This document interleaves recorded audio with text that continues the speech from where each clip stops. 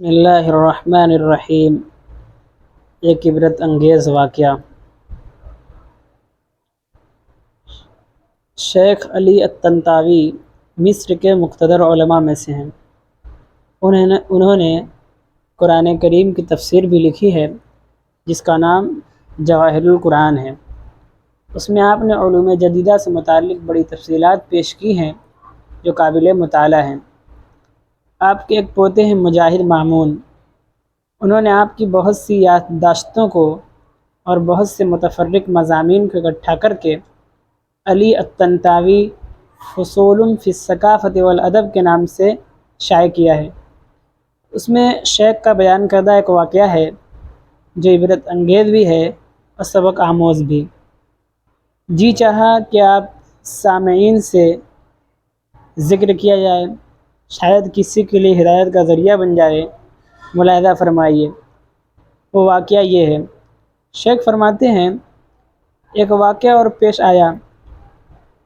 ہو سکتا ہے کہ اس واقعہ میں منفعت سے زیادہ جدت کار فرما ہو، تاہم یہ واقعہ ایسا ہے کہ میں اس کے افراد و اشخاص سے بذات خود واقف ہوں۔ واقعہ یہ ہے کہ ایک نوجوان طالب علم ہے جس میں تقویٰ بھی تھا اور طالب علمانہ غفلت بھی تھی۔ جب اس نے ایک حد تک علم حاصل کر لیا تو استاد صاحب نے اسے اور اس کے رفقا کو نصیحت کرتے ہوئے کہا کہ تم لوگ یہاں سے جا کر دوسرے پر بوجھ نہ بن جانا، کیونکہ جو عالم دین دنیا داروں کے سامنے ہاتھ پھیلاتا ہے اس میں کوئی خیر نہیں ہوتی۔ لہذا تم میں سے ہر کوئی اپنے گھر جائے اور اس پیشے کو اختیار کرے جو اس کے باپ کا ہے، اور اس میں اللہ کے حضور تقویٰ اختیار کرتا رہے۔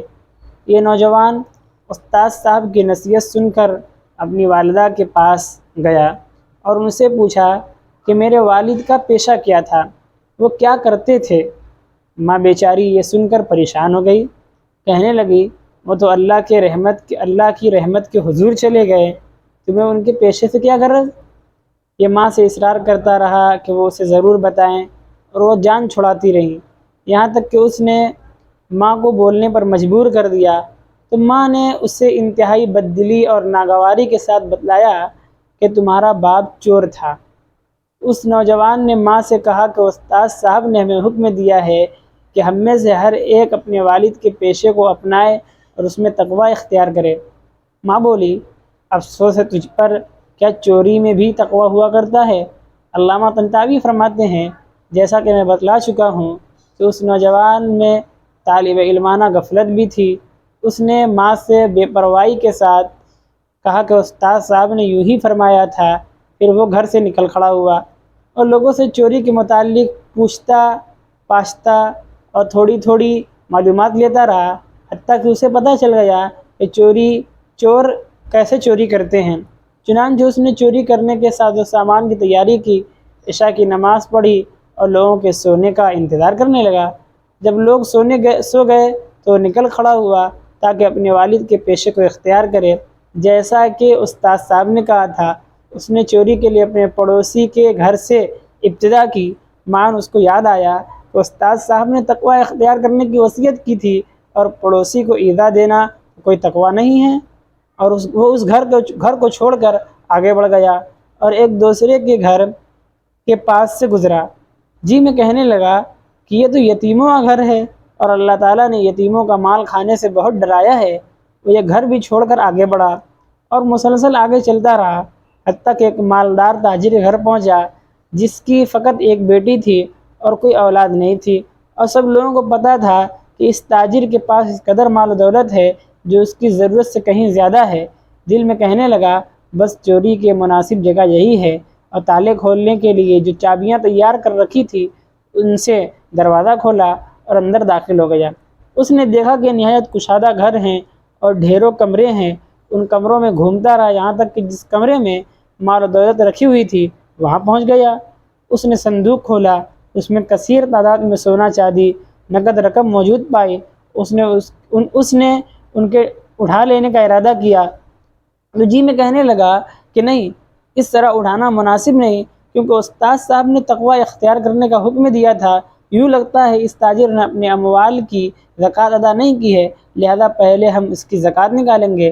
چنانچہ اس نے رجسٹر اٹھائے اور چھوٹا فانوس جو ساتھ لایا ہوا تھا اس کو روشن کیا اور رجسٹروں کو چیک کرنے اور حساب لگانے لگا۔ یہ نوجوان چونکہ حساب میں ماہر اور رجسٹروں کی پڑتال سے پوری طرح باخبر تھا، اس لیے اس نے تمام اموال کو شمار کر کے ان کی زکوٰۃ کا حساب لگایا اور زکوٰۃ کی مقدار الگ کر کے ایک جانب رکھ دی، اور پھر حساب کتاب میں مستغرق ہو گیا یہاں تک کہ کئی گھنٹے گزر گئے۔ اسی لیے میں اس نے نگاہ اٹھائی تو دیکھا کہ صبح صادق ہو گئی ہے۔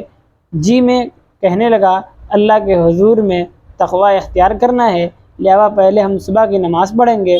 چنانچہ وہ صحن میں آیا، حوض سے وضو کیا اور نماز قائم کی۔ گھر کے مالک نے آواز سنی تو اٹھ کر دیکھنے لگا، اسے بڑا عجیب منظر نظر آیا۔ فانوس روشن ہوا ہے، اموال کا صندوق کھلا پڑا ہے اور ایک شخص نماز پڑھ رہا ہے۔ مالک کی بیوی نے مالک سے کہا یہ سب کیا ہے؟ وہ بولا واللہ مجھے خود نہیں پتہ۔ خیر وہ اس نوجوان کے پاس گیا اور اس سے کہا کہ افسوس ہے تم پر، آخر تم کون ہو اور یہ کیا معاملہ ہے؟ اس نے کہا میں چور ہوں، پہلے نماز پڑھ لیں پھر بات چیت کریں گے، چلو وضو کرو اور آگے ہو کر ہمیں نماز پڑھاؤ، کیونکہ امامت گھر والوں کا حق ہے۔ مالک نے اس ڈر سے کہ کہیں اس کے پاس ہتھیار نہ ہو اور یہ مار نہ دے جو اس نے کہا وہ کیا۔ اللہ ہی بہتر جانتا ہے کہ مالک نے کیسے نماز پڑھائی۔ جب نماز پوری ہو گئی مالک نے اس سے کہا کہ بتلاؤ تو صحیح آخر تم کون ہو اور کیا ماجرا ہے؟ نوجوان نے کہا میں چور ہوں۔ مالک نے کہا تم میرے رجسٹروں کے ساتھ کیا کر رہے تھے؟ بولا میں اس زکوٰۃ کا حساب لگا رہا تھا جو تم نے 6 سال سے نہیں نکالی ہے۔ میں نے زکوٰۃ کا حساب لگا کر جتنی زکوٰۃ بنتی ہے وہ الگ کر دی ہے تاکہ تم اسے اس کے مصارف میں لگاؤ۔ قریب تھا کہ مالک تعجب کرتے پاگل ہو جاتا۔ مالک نے اس سے کہا بتلاؤ تو تمہارا قصہ کیا ہے، کہیں تم پاگل تو نہیں ہو؟ اس پر اس نے مالک کو اپنا تمام قصہ بتلا دیا۔ جب تاجر نے اس کی تمام بات سن لی اور اس کی شکل و صورت کی خوبصورتی اور حساب کے ضبط کو دیکھا تو اپنی بیوی کے پاس گیا اور اس سے بات چیت کر کے اس نوجوان چور کے پاس واپس آیا اور اس سے پوچھا کہ اگر میں تم سے اپنی بیٹی کی شادی کر دوں اور تمہیں اپنے پاس اپنا ریڈر اور محاسب بنا کر رکھ لوں اور تمہیں اور تمہاری والدہ کو اپنے گھر ہی میں رہائش دے دوں اور تمہارا کیا خیال ہے، یہ کیسا رہے گا؟ وہ بولا مجھے منظور ہے، میں اسے قبول کرتا ہوں۔ صبح ہوئی تو گواہوں کو بلایا گیا اور خطبہ نکاح منعقد ہو گیا۔ اس واقعے سے معلوم ہوا کہ تقوی ایک ایسی چیز ہے جو برے سے برے انسان کو بھی صحیح انسان بنا دیتا ہے۔ اللہ ہمیں عمل کی توفیق عطا فرمائے، آمین۔